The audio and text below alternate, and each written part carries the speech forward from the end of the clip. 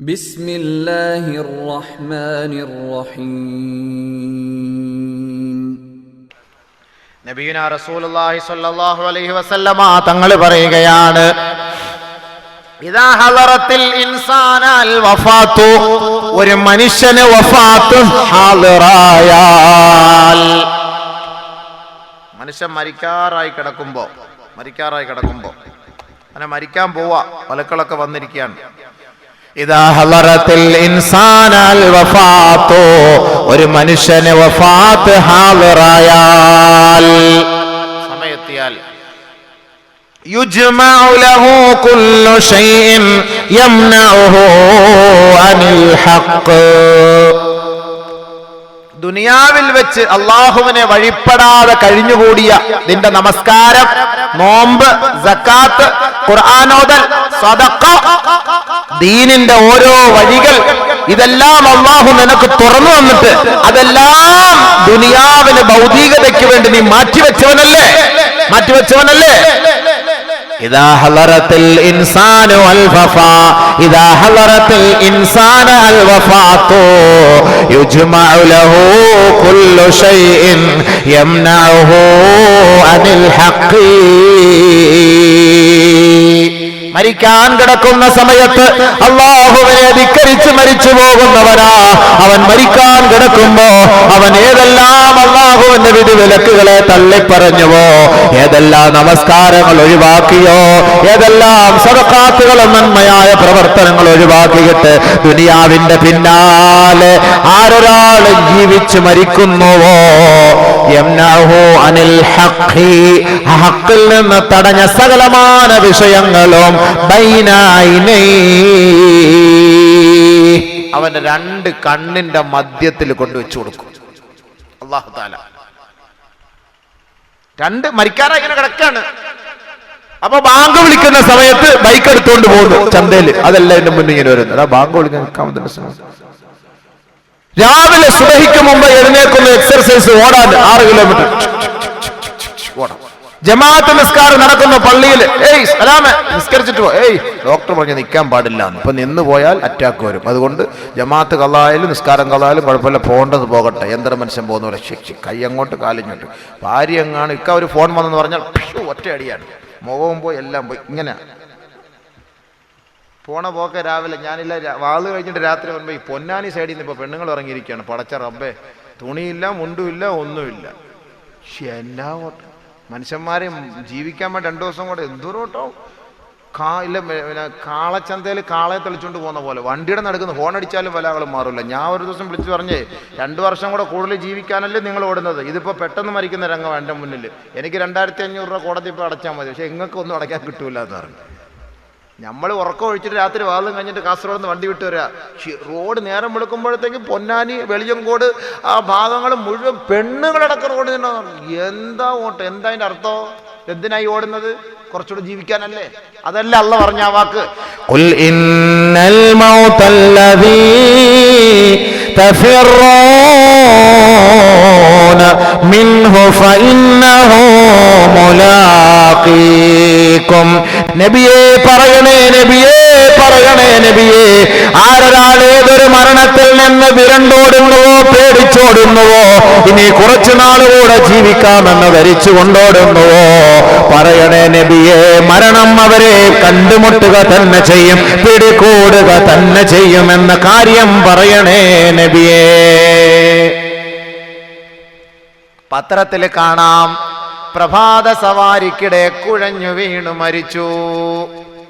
എന്തിനായി ഓടുന്നത്?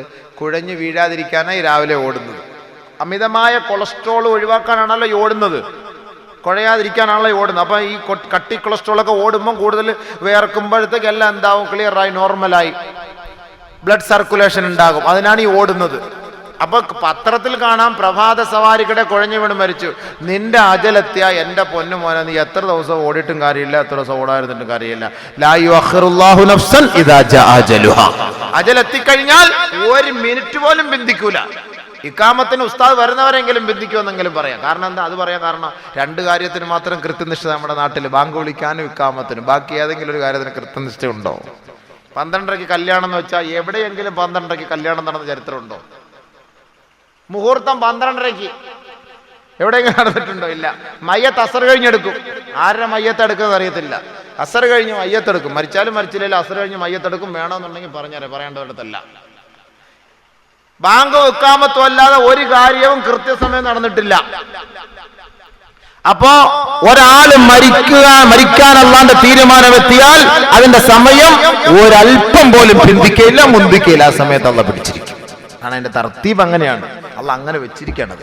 അതുകൊണ്ട് ഈ ഓടുന്നവിടത്തും ചാടുന്നവിടത്തൊക്കെ ഒന്ന് പറഞ്ഞേരെ.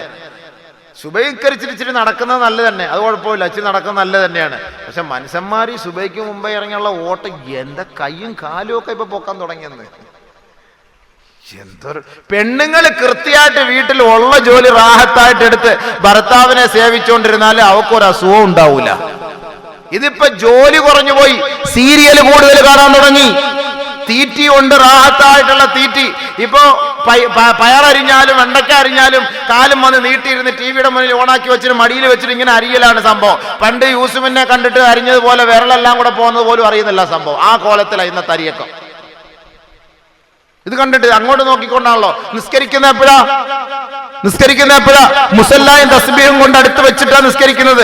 ടിവിക്കകത്ത് ഇടവേള ഇന്റർവെൽ സോപ്പിന്റെ പതയുടെ പരസ്യം വരുമ്പോ പെട്ടെന്ന് അല്ലാഹു അക്ബർ ഓടിച്ചിട്ട് സ്പീഡ് പോസ്റ്റ് 2 റക്അത്ത് നിസ്കാരം. എന്നിട്ട് ഇടയ്ക്ക് വെച്ച് ഇങ്ങനെ നോക്കും, തുടങ്ങിയോന്ന് ഞാൻ നോക്കും, തുടങ്ങിയോ നോക്കും. റിവൈൻഡ് അടിക്കാൻ പറ്റൂലല്ലോ, മറ്റേ അവിടെ നിന്ന് വിടുന്ന കണക്ഷൻ അല്ലേ. ഇല്ലായിരുന്നെങ്കിൽ റിവൈൻഡ് എങ്കിലും അടിക്കായിരുന്നു. അങ്ങനെയാണ് സംഭവം. അതടിക്കാൻ പറ്റൂല.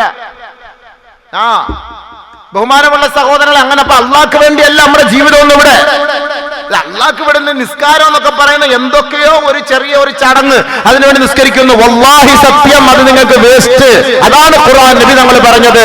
ഒരാൾ മരിക്കാൻ കിടക്കുമ്പോ ഹറാമായ ഏതെല്ലാം കാര്യങ്ങൾ അള്ളാഹുവിന് വേണ്ടി അവൻ ഒഴിവാക്കാതെ അവൻ ദുനിയാവിന്റെ പിന്നാലെ പോയിട്ട് പടച്ചവൻ പറഞ്ഞതിനെ ഒഴിവാക്കിയോ, യുജ്മഉ ലഹു കുല്ലു ശൈഇൻ ബൈന ഐനൈഹി ഫയഹൂലു ബൈന ഐനൈഹി, അത് അവന്റെ കണ്ണിന്റെ മുന്നിൽ കിടന്ന് ഇങ്ങനെ കറങ്ങിക്കൊണ്ടേയിരിക്കും. നിസ്കാരത്തിന്റെ സമയത്ത് പള്ളിയിൽ പോകാത്തത്, അതിങ്ങനെ പള്ളിയുടെ വാതിൽ പള്ളിയിൽ ഇറങ്ങുന്നു. എനിക്ക് നിസ്കരിക്കാനുള്ള സമയം റമദാൻ മാസമായിട്ട് ആ റമദാൻ മാസം ഇങ്ങനെ കിടന്ന് കറങ്ങുന്ന ആ സമയത്ത് നീരുന്ന് നല്ല അടിക്കുന്നത്, വെള്ളം അടിക്കുന്നത്, ചായ കുടിക്കുന്നത്, ഷാർജ ജ്യൂസ് അടിക്കുന്നത്, ഒളിച്ചു പോയിരുന്ന കടയുടെ പിറകെ എന്നിട്ട് സോഡ നാരങ്ങ വെള്ളം കുടിക്കുന്നത്, ഫ്രണ്ടിൽ ഇരുന്ന് കണ്ടു കഴിഞ്ഞാൽ ആൾക്കാർ കാണൂലേ, ഇതറിയൂലേ. അപ്പൊ അതിന്റെ പിറകെ ഇതെല്ലാം അവന്റെ മുന്നിൽ കിടന്ന് ഇങ്ങനെ കറങ്ങുകയാണ്. റൊട്ടേഷൻ. ഫയഖൂലു, അപ്പോൾ അവൻ പറയും റബ്ബിർജിഊൻ,